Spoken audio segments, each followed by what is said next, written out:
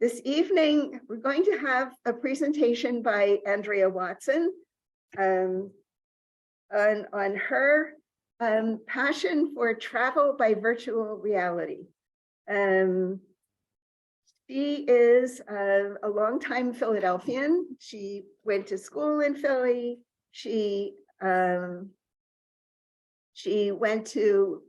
in the Air Force for a while. Then she went to Hanneman Medical School, Hanneman Drexel School for Medical Technology, and she's worked as a medical lab technologist for most of her life until her retirement.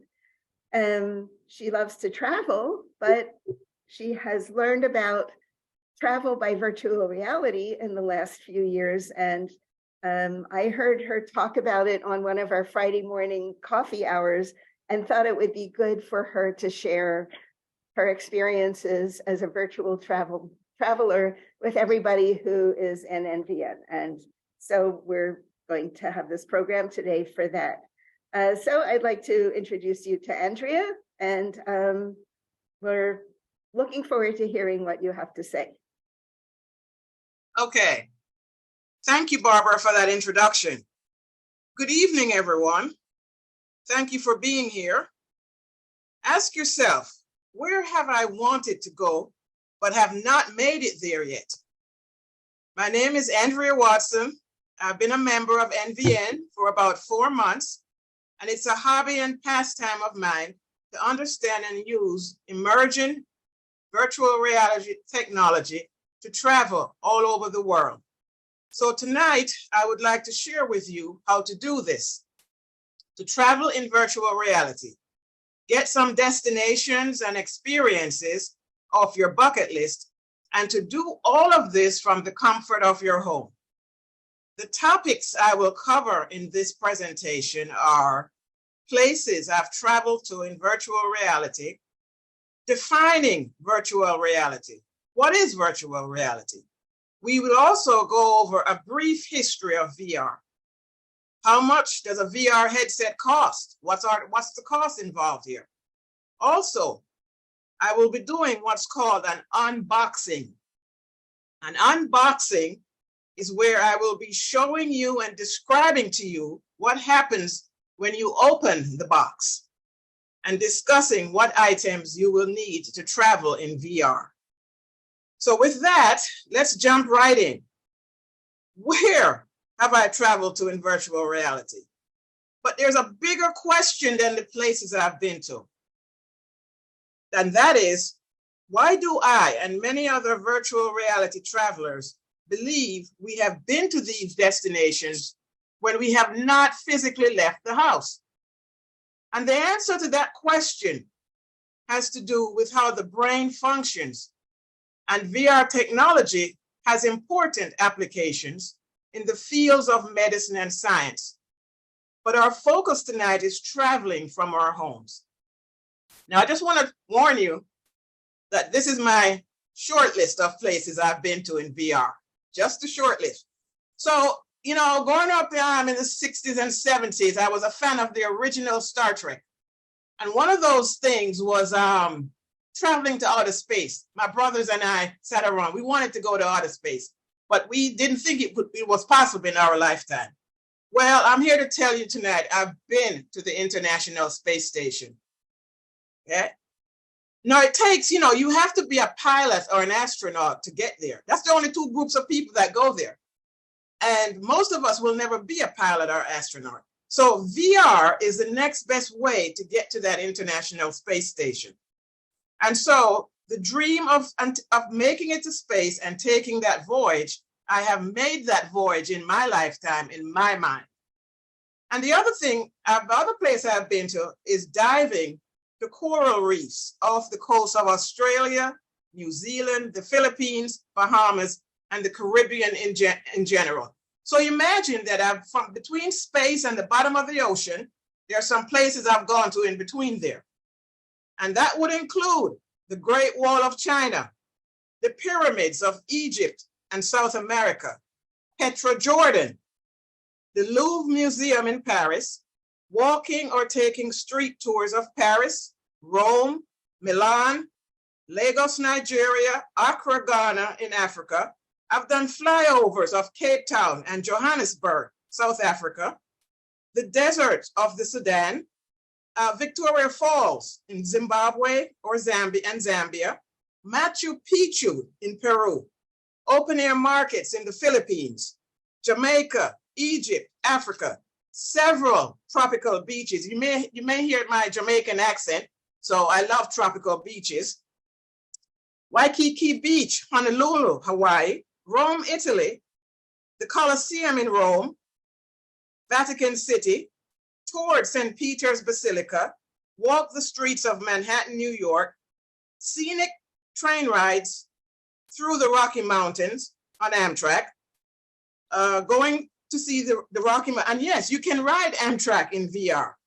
Safaris, guerrilla treks in the Congo, Rwanda, Burundi, Tanzania, and Kenya. The streets of London, United Kingdom, Jerusalem, Israel, toured cruise ships, submarine tours, container ships at sea. I've been on those container ships, all that cargo with just 30 guys working. Passenger airplanes where I only do, by the way, I only do takeoffs and landings when I travel. That's it.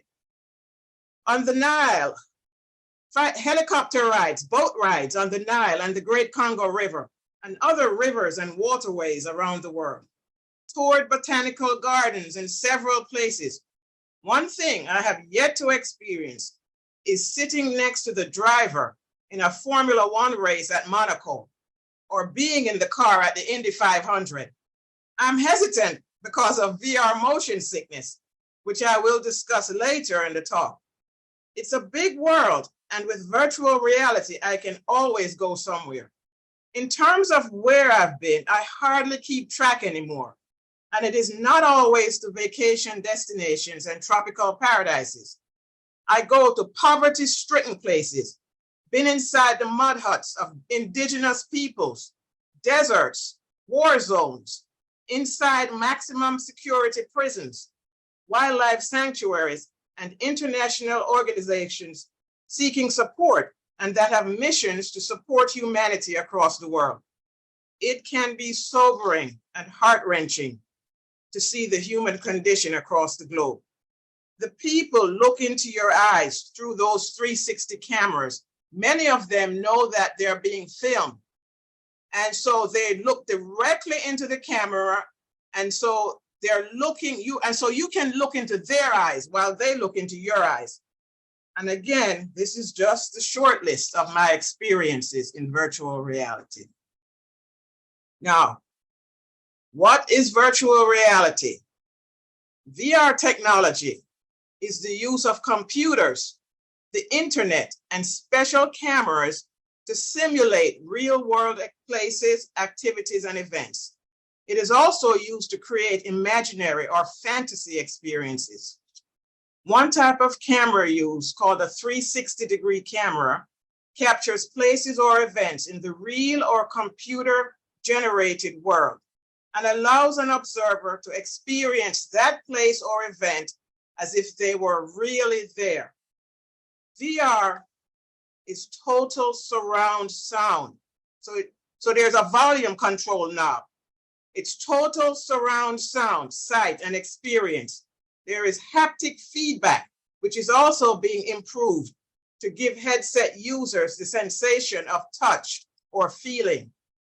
An example of a haptic sensation is the vibration of a cell phone in your hand. VR technology also has the capability to allow the user to grab and manipulate objects and move them from one place to another in the virtual world. Virtual reality has applications and uses across many industries and disciplines, such as travel, gaming, physical fitness, teaching, academia, healthcare, science, and the arts. As mentioned previously, it is simulation, which we know has been used by pilots and astronauts, etc., and now by surgeons and business trainers as a training aid. So if pilots, astronauts, and surgeons are using it for training, it has to be very realistic. On a personal note, virtual reality is one of the tools in my self-care and wellness toolbox. I feel strongly about this after 2 years of VR experience and study. And because of VR's use across many disciplines, as I stated earlier, virtual reality is a kind of Swiss Army knife or multi-tool in my wellness toolbox. A VR headset means having my own home theater, access to unlimited travel, more entertainment options, and super cool immersive experiences. It's a terrific way for me to have fun, smile, socialize in the virtual world, and learn new technology. And the wow moments are many. VR is much, much more than wasting time playing computer games in the basement, which unfortunately is what VR is known for. I'm going to do a brief history of virtual reality.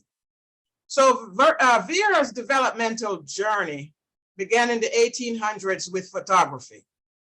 And I just want to say that I recall reading that when silent movies first came out, people in movie houses ran outside in fear, thinking that the approaching train on the screen was about to run over them, even though the only train tracks were often on the opposite side of town.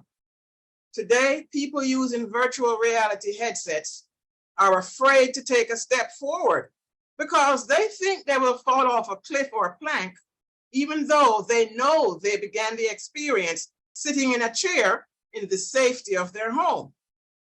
All right, so in terms of devices and headsets, I think many of us can remember a little thing called the Viewmaster.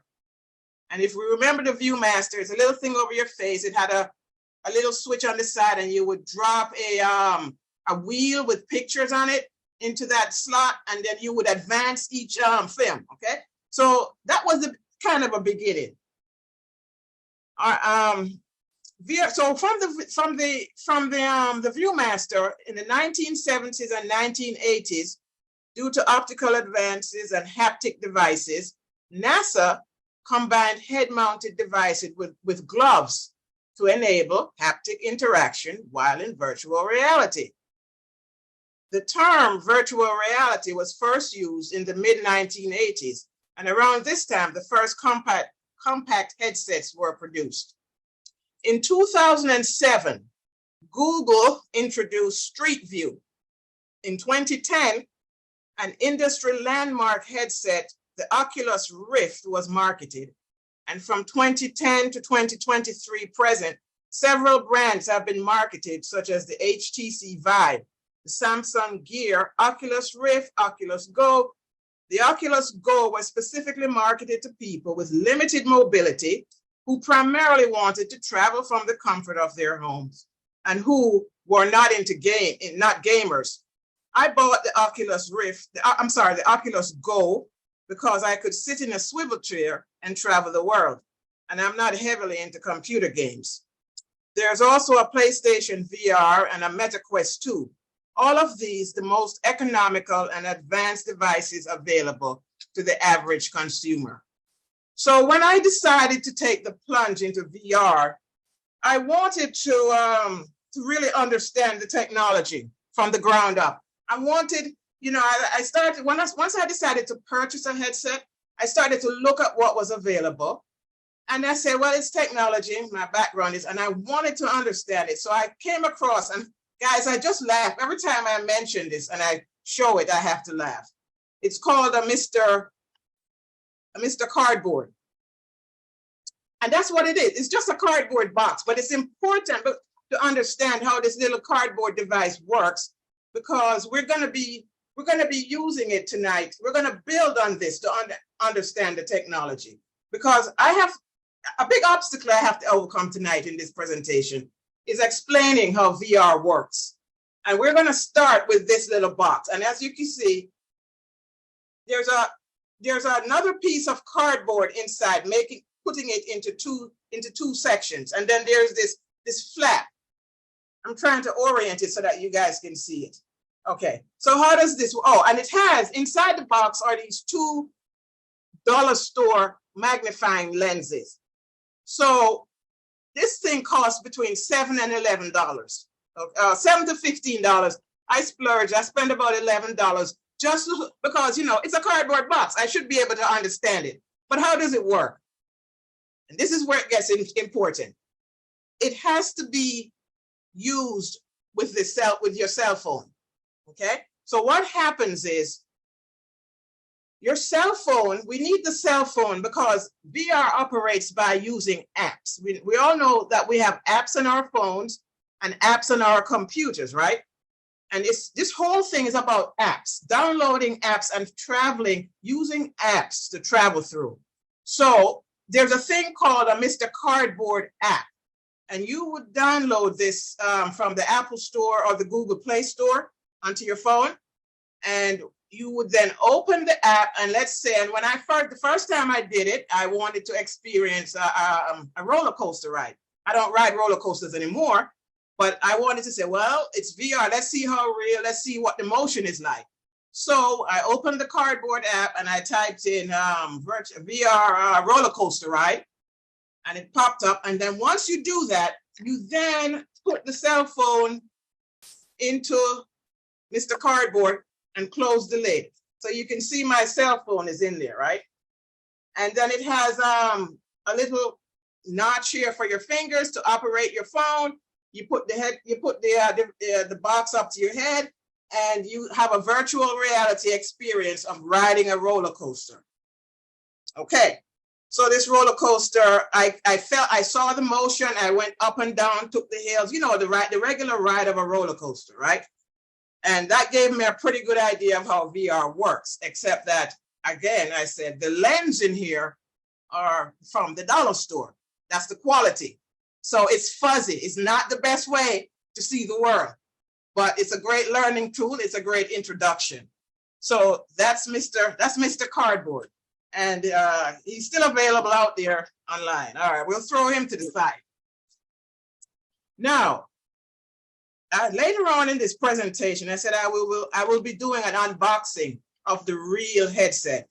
But just before we do that, I'm going to go into why travel in virtual reality, or why virtual reality.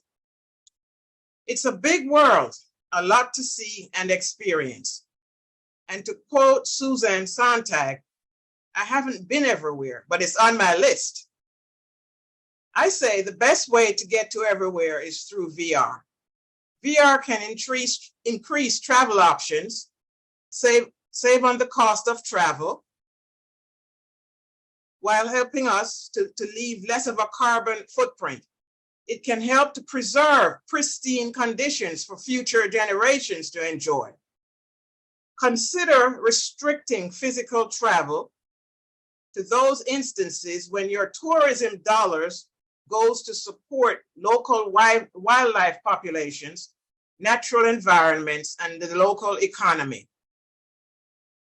Also, why else would you want to travel in virtual reality? What do you do when, for whatever reason, you cannot take that trip, go on that vacation, or physically get to those places on your bucket list?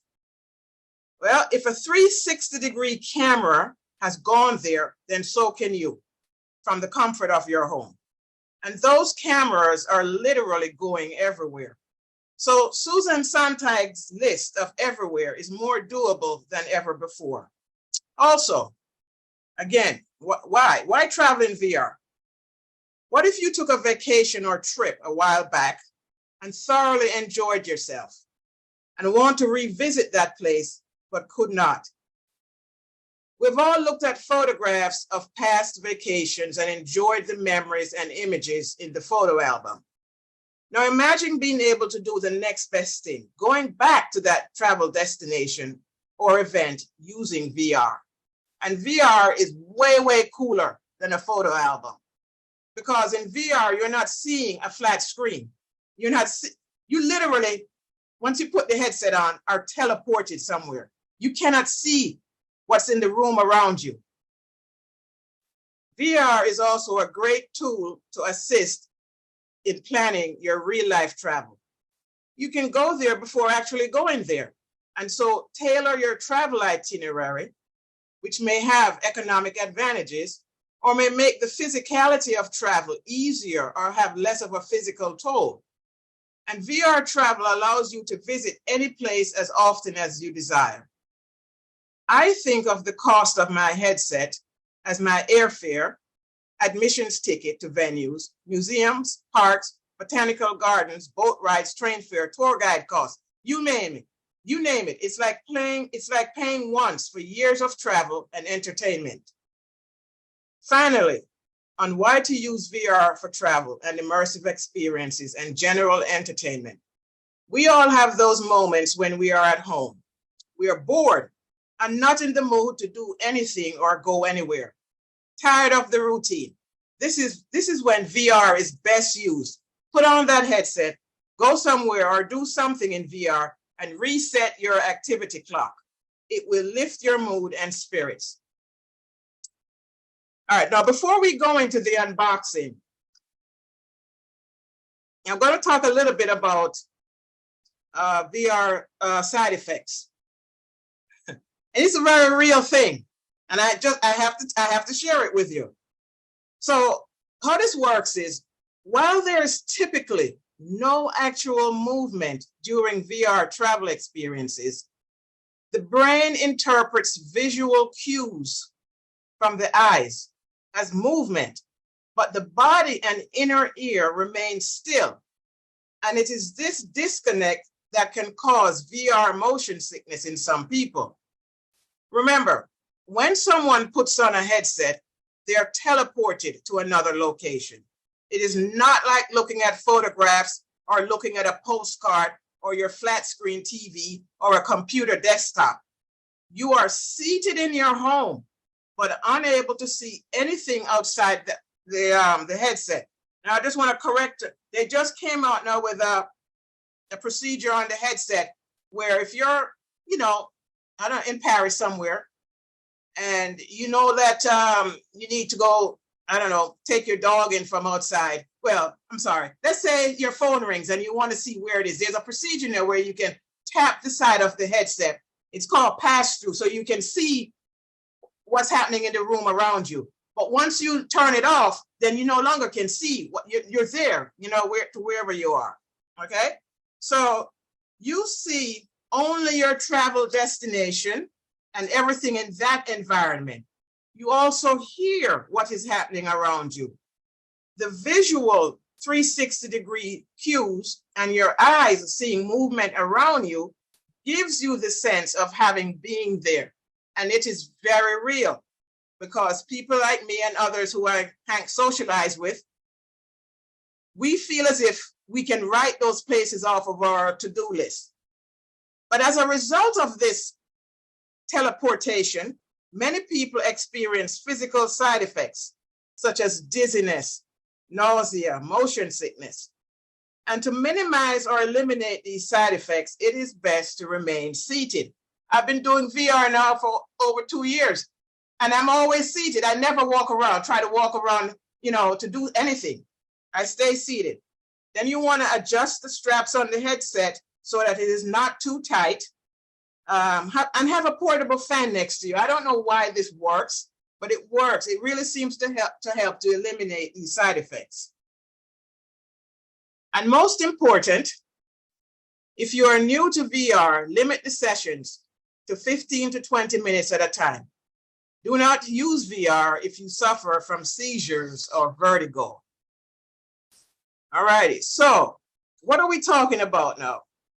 This is what happens now if you decide to order a VR headset like I have here, So the box, this box that comes to your front door. Well, we have one here tonight that I'm going to open for you guys. Oh, I also want to say while I'm doing this that you should put your questions in the chat if you are able to. I don't know, maybe later on if Barbara might want to open up the microphone and maybe you can ask questions or you can put them in the chat. Okay, and so we want to just cover a bit of this this unboxing before I go much further. So basically what happens here, when I order something, especially electronics, I will keep that box for a very long time and everything that comes in it. So that's why. So it's not like I haven't been in this box before, but I had to put everything back together for this presentation. Okay, so what's in the box?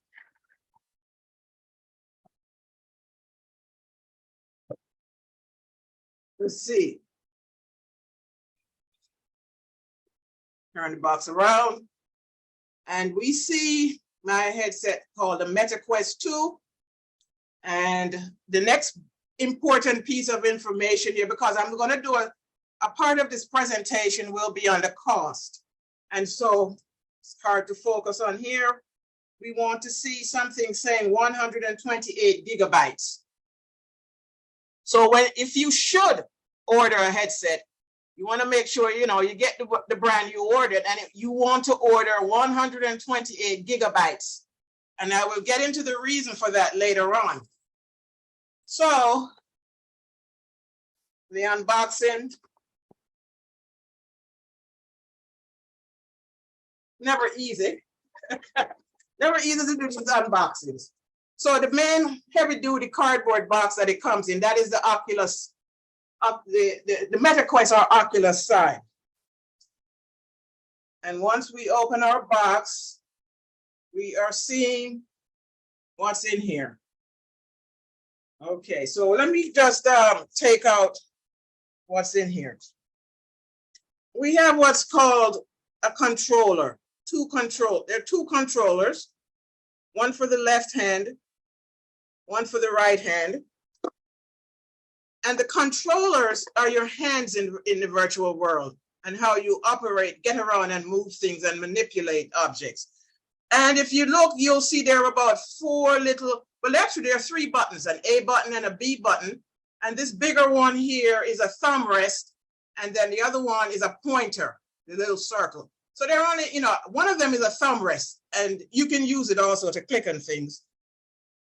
Same thing is on the, another button is on here. These basically help you to navigate. Sorry about an X and a Y, and another thumb rest. And that's pretty much all there is to that. And then as you go further into the box and open it, you have a power adapter, your power cord.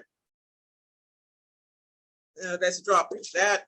So that's the power cord with the AC/DC connector. And finally, and then the only other thing in here is the headset. Well, there are some booklets in here. I'm dropping things over. So the headset, if you remember Mr. Cardboard, so we have this is called an eyeglass expander. So for people who wear glasses, you would insert this into the headset, and it gives you more room to accommodate your glasses. And then the actual eyepieces, precision optical lenses, much better than the dollar store lenses I showed you earlier. And these things measure an interpupillary distance that can be adjusted for each person. Guys, it's very rugged. You can't break or mess up. Well, you can't mess up. There's only two ways to damage this headset. One is by dropping it, and the other way is by exposing it to sunlight, okay? As long as you keep it away from sunlight and don't drop it, you can't break it. Now, even if you don't know how to use it, you can't go wrong. So it's pretty straightforward in that, and sturdy in that respect. So how does it work? Well, let's talk about the cost before we go into how it works. What is the cost to own a virtual reality headset? Be honest, virtual reality can be expensive. And there are several factors and consumer options that can influence the cost of a headset. Some factors affecting price include the amount of gigabytes or storage space and memory the device has, the time of year of your purchase, holiday season purchasing, the decision to purchase a model that has been on the market for a year or two versus waiting a few months to purchase the new model due out at the end of the current year. Also affecting cost is aftermarket upgrades. Some people want all the bells and whistles, and the purchasing of additional downloadable games and apps, haptic gloves and bodysuits. So that price can go up into way up into the thousands of dollars. But one of the best ways to lower the cost of a VR headset is to not buy more storage space or memory than you need. Okay. For example, the MetaQuest 2, the device I just showed you, this headset is available in 128 gigabyte or the 256 gigabyte version. And the price difference between the two is about $125. So for someone mainly using VR for gaming, they would want to purchase the 256 gigabyte model. So again, if you're a gamer and you just want to sit in the basement like a lot of people do and just play games, games take up a lot of storage space. And so you have to put out an extra $100 or so to buy 256. But for the purpose of traveling and for what we would do in VR, entertainment, home theater, and traveling particularly, 128 gigabytes is more than enough memory. So the price range of a VR headset for the average consumer is around $400 to $2,000. A quality headset for VR travel, immersive experience, home theater, gaming, and a whole lot more can be purchased for $400 to $500. So let me just say that again. Somewhere between average cost about between $400 and $500. But as I said, at the time, there are things happening all the time that lowers the price. And the bottom line is this. At the end of this, at the time of this presentation, which is tonight, at the time of this presentation, the MetaQuest 2 headset is online today for $299. Okay? But keep in mind that a new version, the Quest 3, is being rolled out any day now and should be available anytime. Also, keep in mind that the cost of a new model may be much less expensive. A new model may cost less than the current model for a short period of time, a window period of 3 months or so. So sometimes when the new model comes out for about a 3-month period, the price is very low. And lastly, about price, anyone can get their hands on a headset for around, well, when I wrote this first, I said anyone can get their hands on a headset for around $350. But today, when I looked at that certain store that we go to online, it's there right now for $299. Okay, so we're going to talk about what items. We're going to go a little bit more now into how this actually works. And once you get it out of the box, what is it that you have to do? So formulate your questions, start writing them, in the chat, because I'm pretty much near the end of the presentation. But it depends on how long it takes me to go into the actual, what do you do when you saw the box, you saw it come out, but what actually happens? So well, first of all, what items do you need to experience virtual reality travel? You need a VR headset. The most, and you want the most current model or brand, because the technology is changes every 6 months to a year.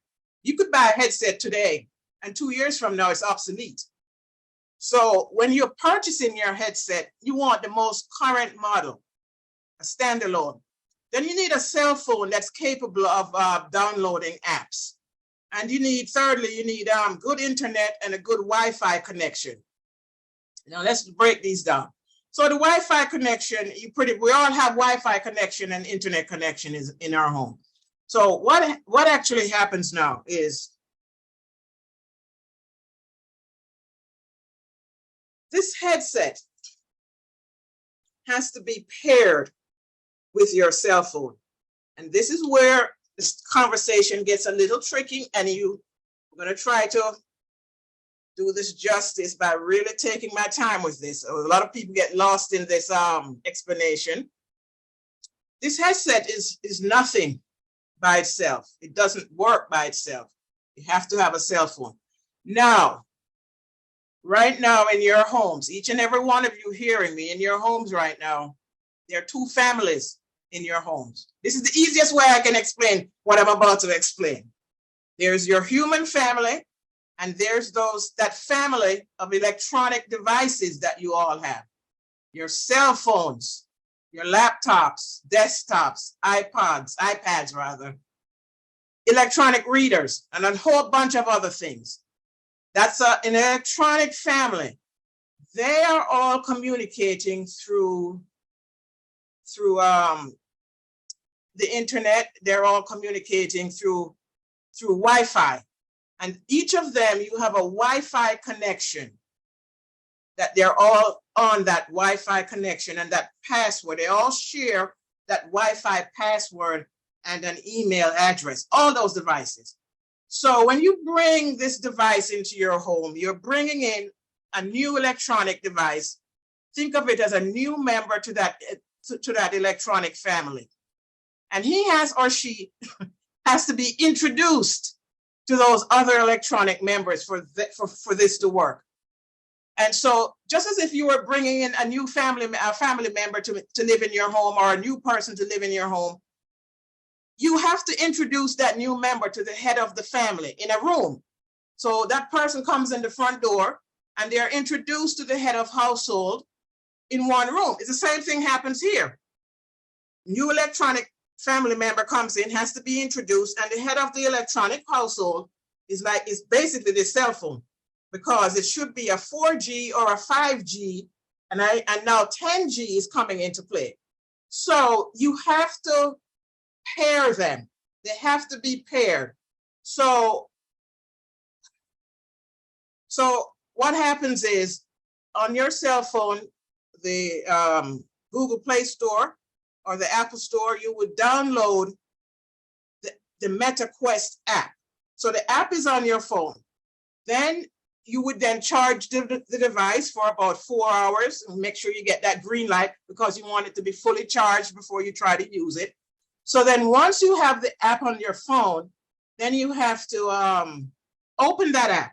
So how do and there's a tutorial. So the app knows now, head of electronic household with the Wi-Fi, with the Wi-Fi password, knows that a new member is here, and he start looking to meet the new member. And you will see physically when the phone says headset located. That has to happen first. Okay, I hope that's clear. I hope you understand that.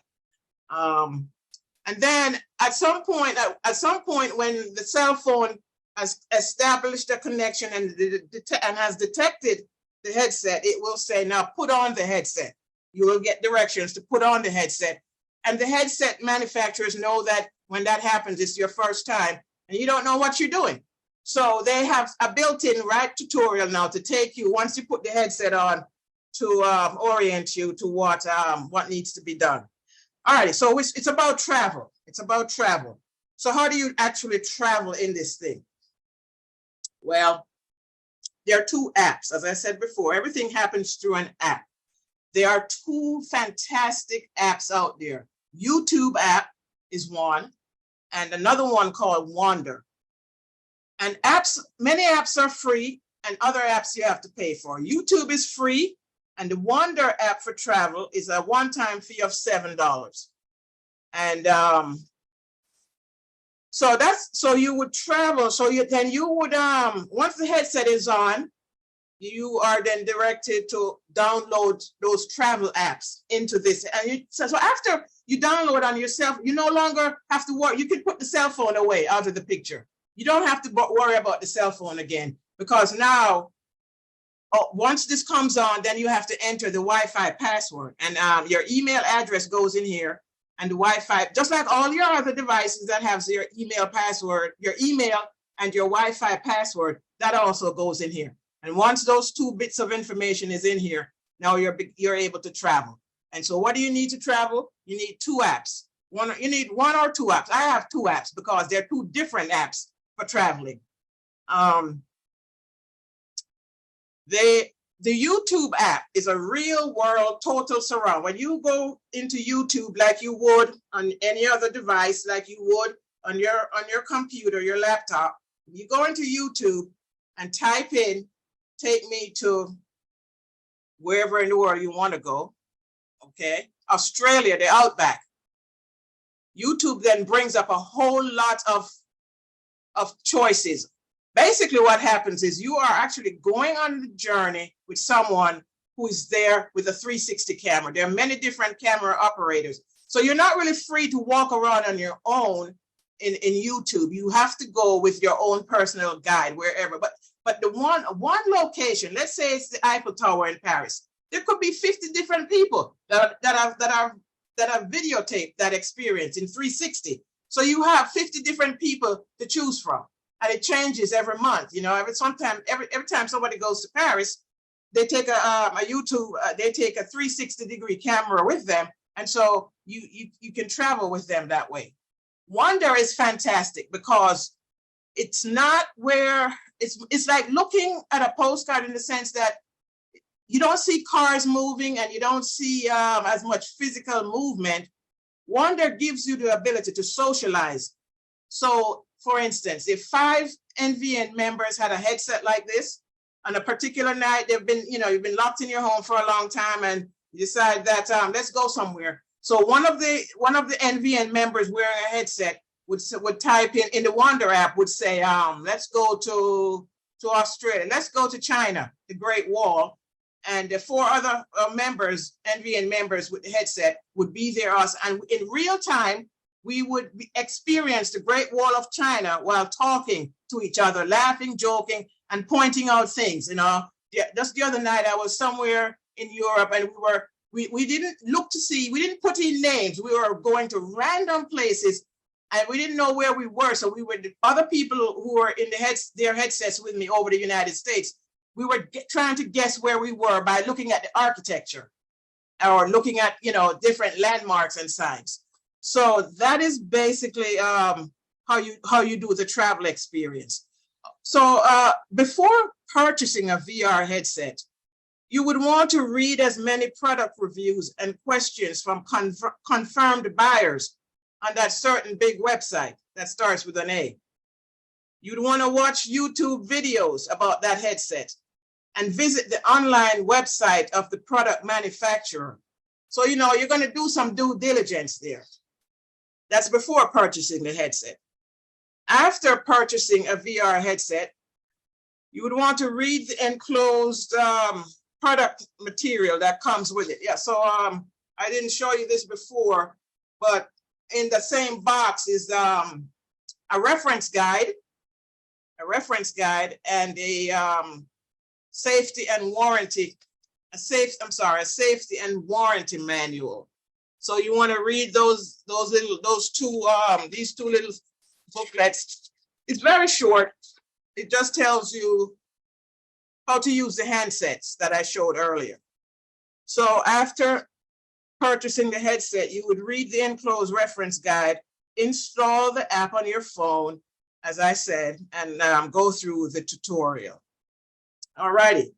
So that pretty much wraps it up. In conclusion, using virtual reality for travel is a great way to see the world from the comfort of your home, but it's not for everyone.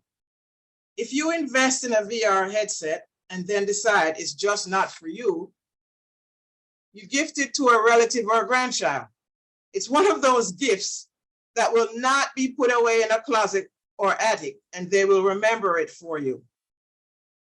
I'd like to thank you for attending this presentation. We can talk some more in the chat or in the live questions. I'm not sure how Barbara wants to do it, but I will turn the presentation back over to her at this time. Thank you so much, Andrea. Was well done. I certainly have learned things that I never knew. Does anybody, I think I unmuted all of you. Does anybody have a question? You're unmuted so you can ask your question out loud. Do you at any point feel claustrophobic? Absolutely. some of my best experiences. Well, first of all, if you're claustrophobic, then you would want to stay away from certain experiences.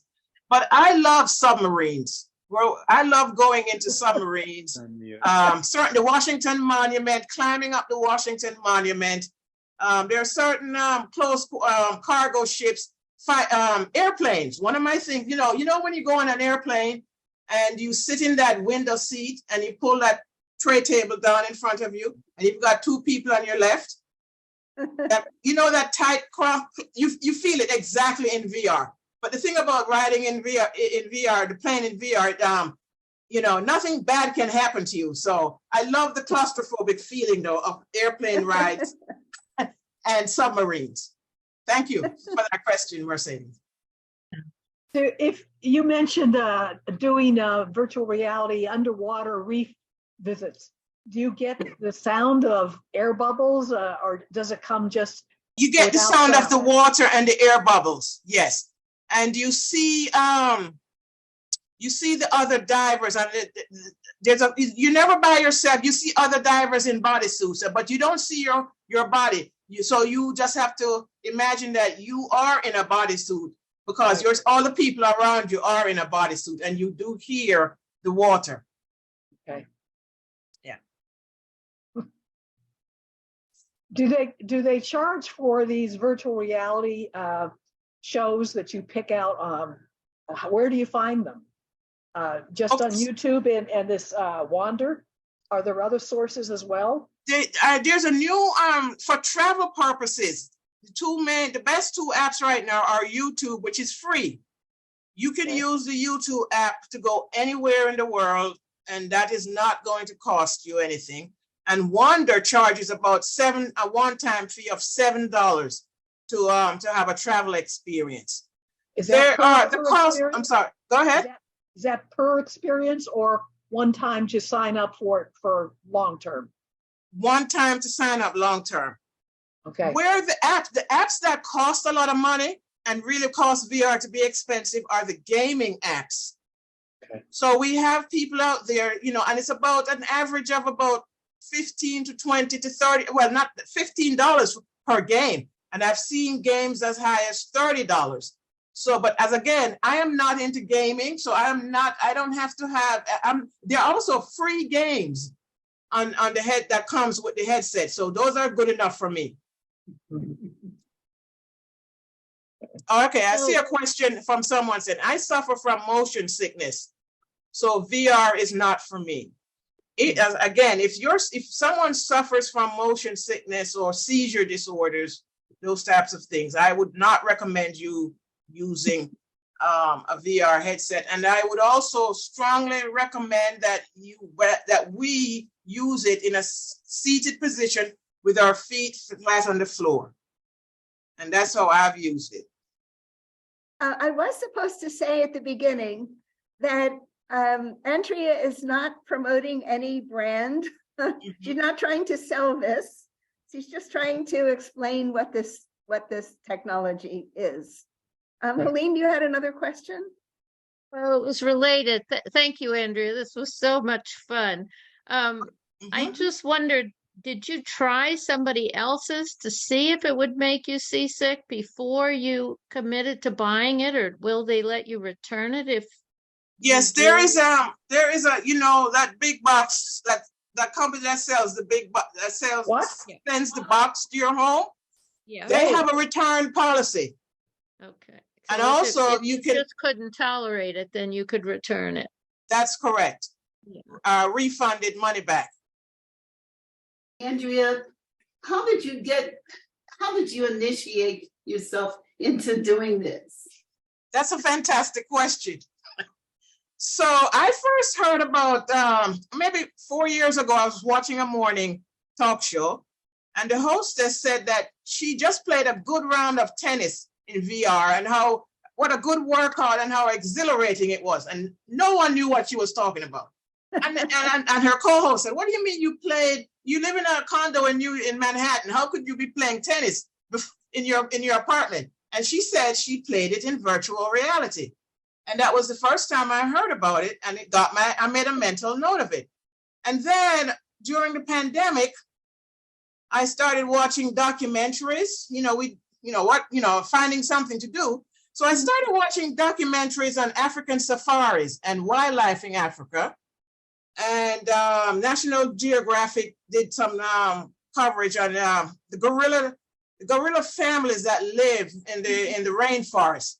And I was absolutely fascinated by their social behaviors. And I did a long watch on gorillas. And at the end of the documentary, it said, if you would like, it talked about trips, to Africa, safari trips. And then it said, if you would like to see close-ups of gorilla, we recommend you getting a virtual reality headset. And that was the reason why I wanted to get a headset, because because it basically said, it's as if you're there with them. And I bought my headset, and then they recommended the headset I should get at the end of that video. And when I went online to purchase it, they no longer made that headset. So then there was the next best one, which is called the Oculus Go. And it said that you don't need a lot of, space, because a lot of these headsets, when you're doing physical activity, they want you to almost clear out an area in a room to make a safe area for you to actually take a swing at golf in tennis, in VR, or the tennis racket, or boxing, or whatever, dancing, or whatever it is you're doing. So they said that the Oculus Go is good if you just want to travel and sit in a chair and travel and see the world. The Oculus Go is the one. And that's why I decided to get, and I'm telling you, the first night I tried, what should have been a 20-minute experience became 2 hours later. Wow. And I have had many frightening, scary experiences in my headsets. That's all. I have prepared for impact. I've been on airplanes that I knew, they told you right off, it's going to crash in the side of a mountain at the end of the journey. And I was so taken, I was preparing myself for impact. And I had to remind myself, you're at home. You're not going to die from this plane crash. So the gorillas, the first time this gorilla came up on the screen, I jumped out of my chair.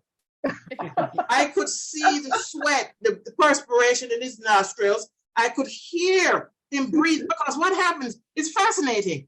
The camera, and all of the African safaris, and when they put that camera in the ground to capture a migration of elephants or something, yeah, they're running right over your head. It's that close, and you're like, oh my God. It's absolutely, So I got it because I wanted to experience gorillas in the rainforest up close and personal. And that's exactly what I got. Oh yeah, well, the point I was trying to make is that, so the animals, I don't know if the cameras have something moving or what it is that attracts them, but they're aware that something different and unusual is in their environment. And the lions, the tigers, the elephants, giraffes, and the gorillas all come right up to the camera to investigate what is this that's in our neighborhood that doesn't belong here. They know. And when they come up to the camera, they are investigating, they're looking at it, they are sniffing it, and you can hear the sniff, or they touch it. And I've seen gorilla moms with their babies on their backs come up to the camera and then walk off really fast and look behind them while they're carrying the kid. It's just, it blows me away. Listen, I never come out of VR bored. It's always something terrific happen. Great. Well, thank you so very much. That was really interesting. Yep. You're welcome. You're welcome. I wanted on my list is to go back skiing again, but so I'm not quite ready. So now maybe I can go skiing and maybe go on some super expert slopes. You certainly can have a great speed, because you'll be traveling with a skier who has a 360 camera, and it will be a skiing experience you'll never forget. Great. I can't wait to buy one. Can't wait. Can you imagine if NVN has a new special small interest group of VR travelers? Yeah. I love that. Right? I love I love I the love fact it. that we can get a Wondering- group of us, 4 or 5, that want to go to a destination. Like I want to go to Machu Picchu, but I don't think my legs will ever get me there. There Absolutely. you go. I think it's really doable and very exciting. Andrea, this was Yeah. amazing. That's Thank you great. so much. Definitely amazing. You Thank you really so did, much. you really did a wonderful job creating. I mean, it was amazing how much you put into this. Thank you so much, guys. I enjoy it, and I'm, looking forward to where this experience takes me. And I do think there's a possibility that a couple of NVN members we could have access to headsets and travel together, because Yes, that's what traveling is all. We could all sit in our homes on a particularly bad winter night, and at a certain time say, okay, guys, where do we want to go tonight? And in real time, we would be able to talk to each other and tour wherever we are in the world and discuss, and talk about it. So it's a good way of socializing, and of course, and then or doing it with people who live across the country, family members and friends. And if you had Yeah. done this at the beginning of the pandemic, we probably would all own headsets by now. That's right. I Yes. certainly would. It's Good point. Instead of spending $5,000 to go to Machu Picchu, I could spend $300 Yes, to get a virtual reality tour. yes. go Machu everywhere. Machu Picchu in VR is fantastic. I'll bet. In the Wonder app, I haven't done it in YouTube, but in the Wonder app, it's where you get a chance to save favorite locations, and that's one of the favorites that I've put in there, along with Victoria Falls. Wow. Wow. But it takes some time. So in the first, because if you were planning, let's say a trip to Asia, a 3-month trip to Asia to go around Asia, right? It would take a lot of work and effort and A planning lot of money. and a lot of money. Absolutely. So to do it in VR, in the initial stages, you're gonna have to put a little bit of time in to learn how to navigate and get around. 15-20 minutes a day for about the first 7 days once you get it. And because every time you put that headset on, you're not going to break anything, and you're going to learn something. Or even if you never go anywhere for the first 2 weeks because you can't figure it out, just the tutorials and just being in there is a mind-blowing experience. Just that, before you even go anywhere, what's waiting in that headset. The first night, I couldn't believe, because guess what, guys? You have what's called in there, you have a home. It's a place, in other words, when you log on and get in there, you go into, they create a home for you, a home environment. And it's fantastic. Okay, My but you- first home environment was a building that was between a museum and a castle and an LA mansion. That was where I lived when I first walked in. And when I left there, I went to travel anywhere I wanted to go to. So my VR home, it didn't matter what my real home was like, because I lived in a museum and mansion in my VR. Yay. In my VR home. And now my new home it's some kind of a cyber city.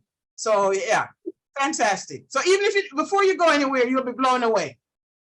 Okay, you mentioned about tutorials. You said take tutorials on the headset. Yes. Those tutorials are YouTube and Wander? Are there? No, special- no. The tutorials teach you how to use the headset, how to navigate Okay. in the headset. So they're on the headset when you get it. Yes, they're on the headset Okay. when you get it. Yes. And a great resource that is just on your regular TV or your computer. You can go to YouTube and just put in how to travel in VR, or you could just put in virtual reality. We can do seniors in VR. We can do the VR headsets. If you watch, quite a few. So before the headset, before you actually purchase it, you would want to look at YouTube on your device, and just Google and go to and look at YouTube videos on VR. Okay. And read the Amazon website comments. They're fantastic. They tell you what people all over the world experience when they buy a headset, the different demographics that buy the headset. And that's just a great way to learn what you're getting before you actually get it and help you to make the decision if you want to go further in VR. There's a question from Lawrence. Does the VR headset require a Facebook account? Oh, Good question. So when I first started, it did not. Two and a half years ago, it did not. Last year, they brought in a requirement that you need to have a Facebook account. Really? And then, so people were very upset and didn't want it, and they can't, they spoke to Meta, and now they've dropped that requirement. So you no longer need a Facebook account, but you did up to for a year ago. Okay. No longer you don't have, and when they had that requirement in place, you didn't actually have to use Facebook. You didn't have to post or use it. You just have to have had the account. But they've dropped it because people weren't having it.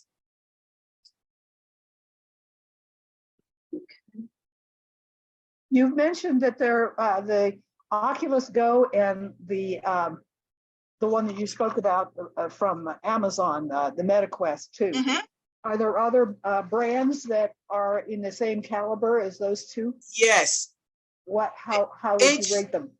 How would I rate them? Yeah. And what are they? So the 5-1 are HTC Vive, PlayStation VR. The problem with the PlayStation VR is that you have to have a PlayStation device or a PlayStation user. I was never into PlayStation, so I would not recommend that one. Or the best one, MetaQuest, the MetaQuest 2 or 3 rather, is the best device right now, hands down. Affordable and does the job and will take you where you need to go for a good price and high quality. Great. So I would say the MetaQuest 3, I would watch the price. I would go on and look at the prices of the Quest 2 and the Quest 3 and watch what those prices do in the upcoming months. Yeah. Okay. One other question. I have 19 nieces and nephews that I never get to see or talk to hardly. And if they're into virtual reality, which they may very well be, because they're all over the country, do you have to be on the same brand, I believe, virtual reality, in order for us to do travel together or to talk to each other? Yes, I believe you'd have to be in the same. So the Quest devices would have to be the same for each one. Or if you got, let's say, the PlayStation device, they would all have to be on the PlayStation. Or if you got the HTC Vive, everyone would have to have that headset. I believe that's how it works. So if you're going to share it with other family members, you want to be on the same machine. Correct. Got it. Thank you. And I wonder, because once you're on an app, if you're on the same app, then why does it matter what machine you're using? That's a good point. I am not, I'm not sure. I know that the Quest headset that I'm using now, when I'm in Wonder, which is the app that allows you to speak to other travelers in real time, I've asked them if they're all using the Quest, and they said yes. But I've been, but some time ago, when I was using the Oculus Go, which is no longer being manufactured, I was playing around, experimenting with gaming, because there are free games. All the apps, there are free versions of it. So I wanted to have the experience of playing games in VR, because there's some hand-eye coordination, there's some brain, neuroplasticity things that's good for your brain and your hand-eye coordination. So that's my reason for playing games, and to learn something new. And so while I was playing, I realized that there was a lot of, I realized one day I was in a shooting gallery, and there was a lot of young people. The voices were very young, and I don't think they may not have been on the Oculus Go. It was someone saying they can't hear? No. Okay. Oh, So good I am not, question. I have to, you know what, I want to double check if everyone has to be on the same device. Okay. Lawrence asks if you are subject to advertising. So are there ads on these apps, on these voyages? Let's see now. I've heard, I'm not currently experiencing in my headset, I'm not seeing any advertisements, but I've heard that there are ads. I'm not sure what's going on there. I've never had a problem with ads, with advertisements. Okay. Another thing about these headsets too is it gives you access to a home theater. And you actually have the experience of going into a theater. So during the times for the Academy Awards earlier this year, there was a couple movies, about 5 movies I needed to see in like a 3-day period. And I wanted to see them on the big screen. And I did it in my headset. So you can have Amazon Prime and Netflix in the headset. And when you watch a movie, say you have a Netflix account and it transfers into your headset and you want to see a movie, it's a theater set up just like when you walk in.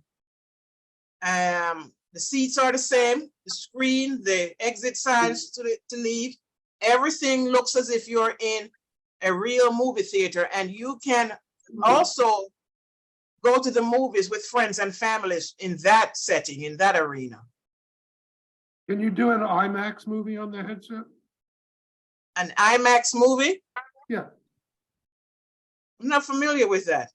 IMAX You mean, I've seen IMAX in the theater. Yeah, So, can you do that on the headset? yes, I watch all of the, you name any movie that comes out. Wow.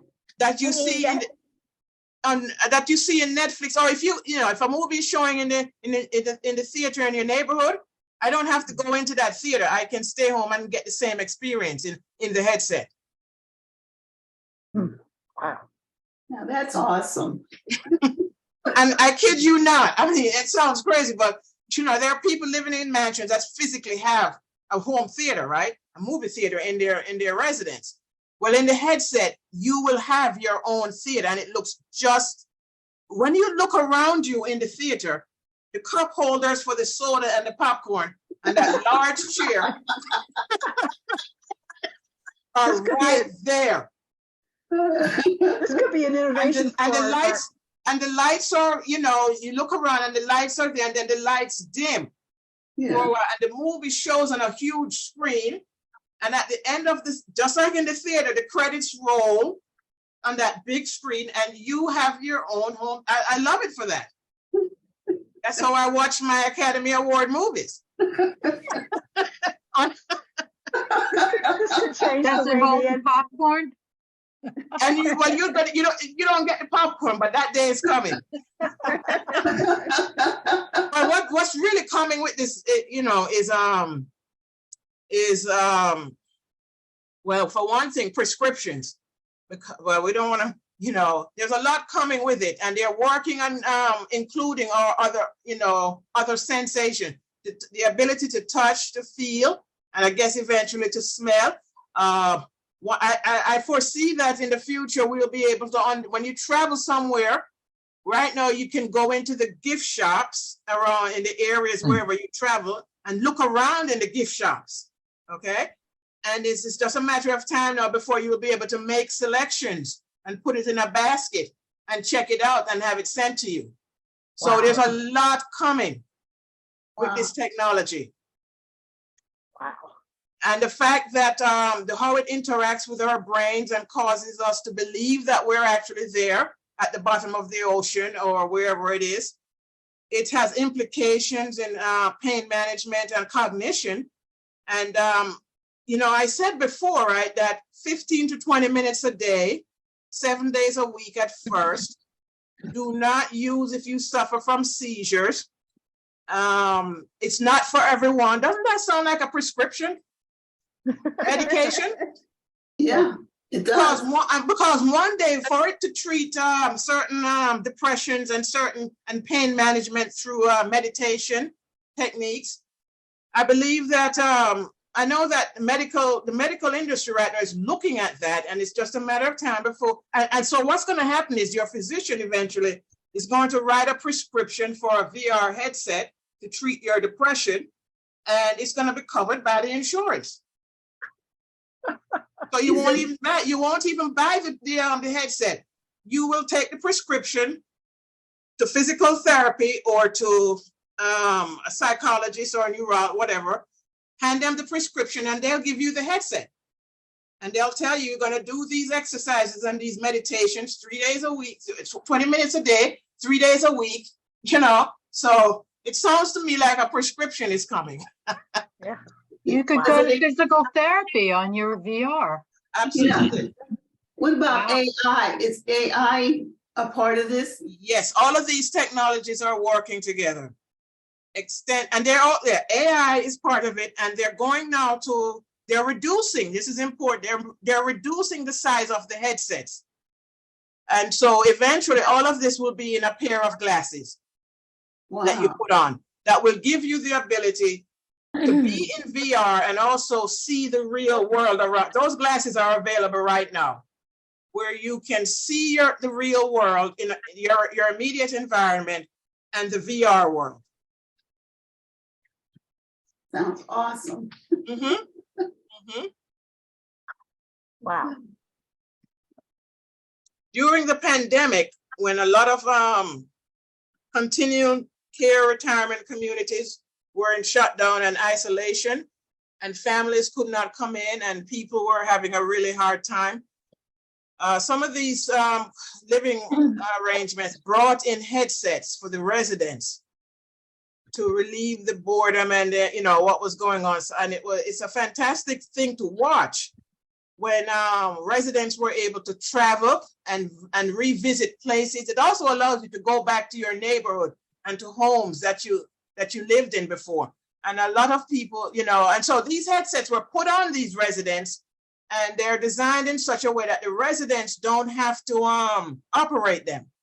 The staff at the community at the centers do all of the programming and all of the map manipulations to bring up the location to teleport the residents to, and they were able to travel while in these continuing care retirement communities. So I think I'm just ahead of the game right now, teaching myself, doing it so that so that if I end up with, you know, going there one of these days, I'll be ahead of the game. I'll say, just give me a headset, I'll be all right. Andrea, do you do one-on-one tutorials? Do I? Right now, no, but I'm very willing to help anyone who buys a headset and wants, you know, some help. Okay. Great.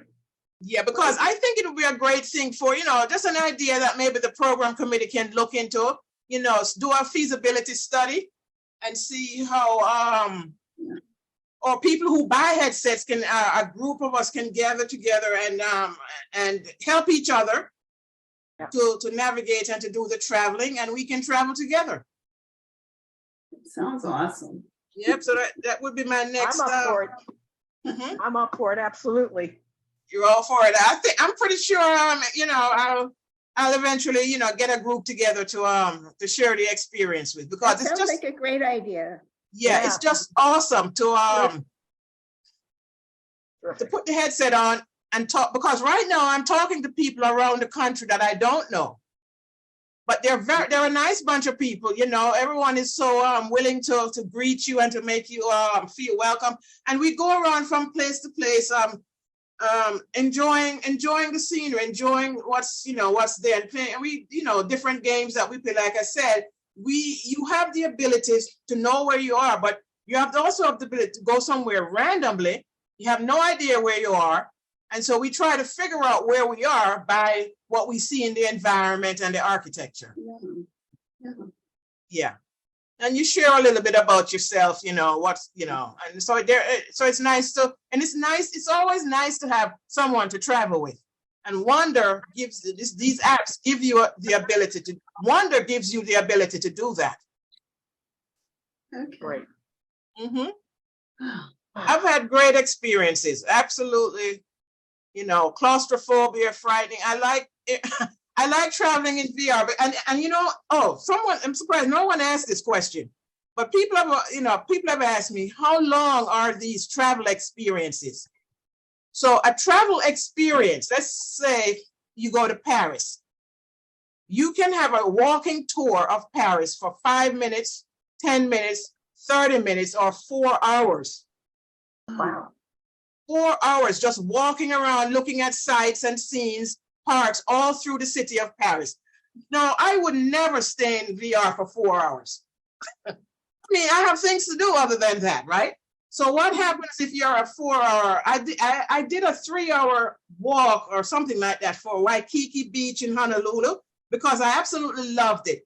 Beautiful place. And it was walking, you know, right along the beach, and it was too long. So what you do is you stay in for 15, 20 or 30 minutes, and then you get out of it. But the headset keeps track of where you were. So when you come back, just like on YouTube, it'll say continue watching. So Okay. for a 4 hour walk through a European city or wherever you are, you can do that at your own pace in your own time. And your feet don't get tired. And your feet, that's what I like. Absolutely. I like it because you don't have the physicality, the cobblestones or wherever you are. You don't have to worry about luggage. You don't have to worry about, oh my gosh, you're at home eating your regular food. And Well, I mean, yes, you're not stopping in a little cafe and eating their food. I mean, but I love the idea because there are so many places where I would feel that being a tourist is sucking the resources out of the country. And, you know, and also there's a lot of pollution in flying to get to places. Absolutely. So, and obviously in our lifetime, we can't go everywhere. Right. Even though it may be on the list. But it's on your list, right? Right. Yeah. So I think it's a really good idea to supplement your, you know, your need for travel. Absolutely. Absolutely. I mean, you know how many places you can go in a month that you couldn't get to in 5 years, you know? Yeah. True. There are other things to do though, as you said. That is true. That is true. Well, thank you very much, and I'm going to leave, but I really appreciate this presentation was wonderful. Yes, thank you. You're an very much. inspiration. You're an Thanks inspiration. everyone. Thanks everyone for attending. Thank you, Andrea. Thank you. Thank you. All right. Andrea, sorry I missed it. Thank you. That's okay. It'll be in the library of events, right, Barbara? Yes, Right. it's recorded. It's Oh, recorded. yay. Okay, Bye-bye. thank you. All righty now. Bye-bye. Bye. Good night.